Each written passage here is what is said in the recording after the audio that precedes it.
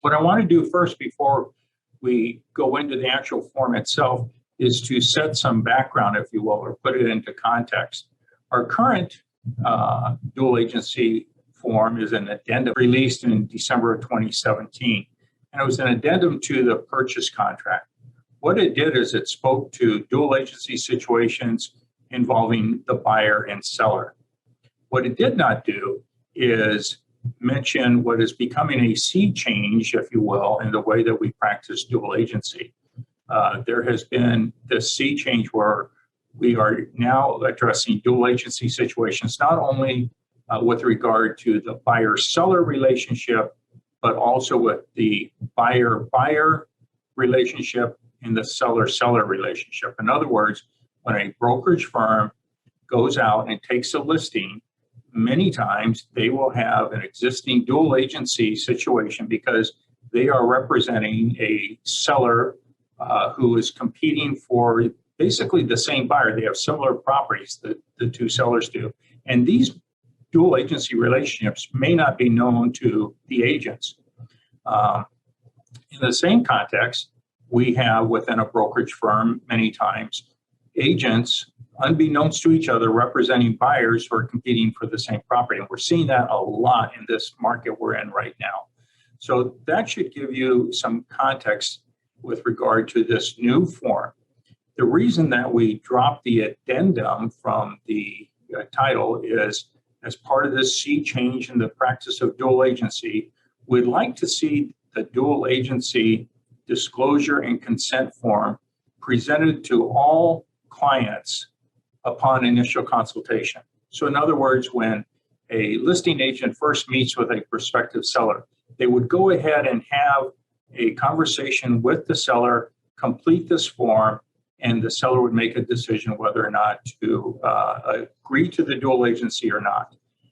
At the same time, when we meet with a buyer, we'll do a consultation, present this form, and if they agree to the dual agency, then they'll go ahead and sign this. Now, keep in mind, at these times, many of the dual agency situations will be unknown to the brokerage firm, to the agent, and certainly to the client.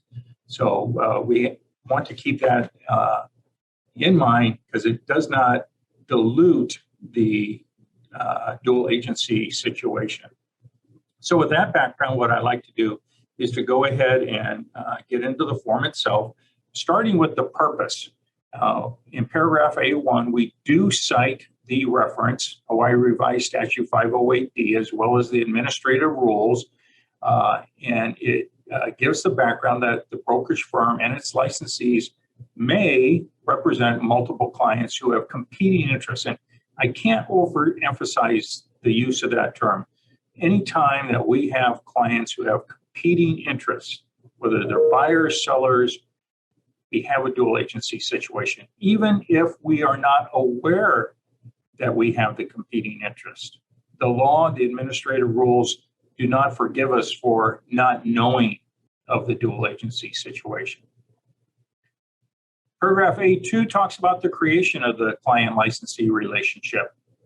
And in a perfect world, these relationships would all be addressed by an express written agreement, such as this form. So express agreement being one that is written, it's formalized, and the parties sign off on it. However, there are situations that I refer to as implied dual agencies where we are not aware of the dual agency situation, such as a buyer-buyer, excuse me, or a seller-seller. However, our conduct creates an implied dual agency. So it's no less a dual agency situation, and that's why we want to have this form presented upon initial consultation. In paragraph A3, we talk about the different types of dual agency relationships. Historically, the one that is most common to us is the buyer-seller dual agency, but we also address the multiple buyer situation, the multiple seller situation. We also address the situation where we have represented the buyer or the seller in a past transaction, and we still owe them a duty of confidentiality. That duty of confidentiality does not expire when the transaction closes. We also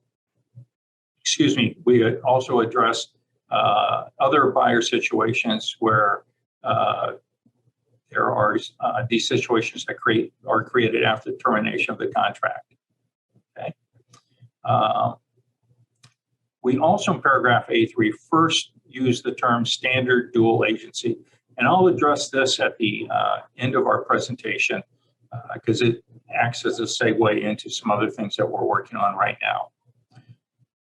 Paragraph A4, the disclosure here is that the brokerage firm, and I would emphasize that the firm and all of its licensees owe fiduciary duties to all of our clients. And then we spell out the 6 different duties that come along with the client-agent relationship. These are the same duties that we've all been taught throughout our careers. In paragraph A5, we address the fact that the buyers and sellers understand that in dual agency relationship, this is again a standard dual agency relationship, we cannot advocate for the clients. Our roles are somewhat limited in a dual agency situation. And this acts as a segue into paragraphs A6 and A7. Paragraph A6 shows us and the client those duties that we can do. And then if we transition to paragraph A7, it again shares those duties that we cannot provide. So again, we cannot provide confidential information without express written permission from the client. We can't suggest a price, things like that. In paragraph A8, this is a change where we're seeking the buyers and sellers' consent and waiver of any objections to these representations. So this is critically important.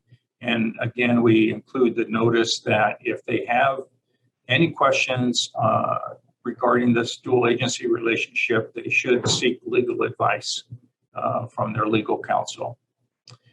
The last paragraph prior to the signature block, we discussed the acknowledgement. And again, here we use the term standard dual agency.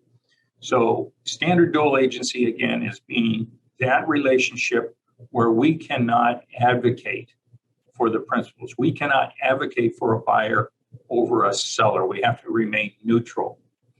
And the reason that we had mentioned that this is a segue to something else that we're working on right now is you have 4 potential forms which we're asking for your comments on. One of those is the designated dual agency form. And in that case where a brokerage firm chooses to practice designated dual agency, they would be able to advocate for a client. So it draws a distinction between standard dual agency and designated dual agency.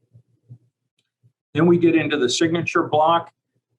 It's important here again, as we transition and agents start practicing dual agency and the new mode, if you will, where we're providing these forms at initial consultation. So if I'm meeting with a buyer, I'm only going to have a buyer signature on this because I may not know of these other dual agency situations. And what's important here is that the disclosure with the individual client is consummated in a written agreement. And so I go ahead, I get this signed by my buyer or my seller as a licensee. I then insert it into the file, and I know at that point that I have their consent, regardless if there's a buyer-seller dual agency or all buyer-buyer and seller-seller dual agencies.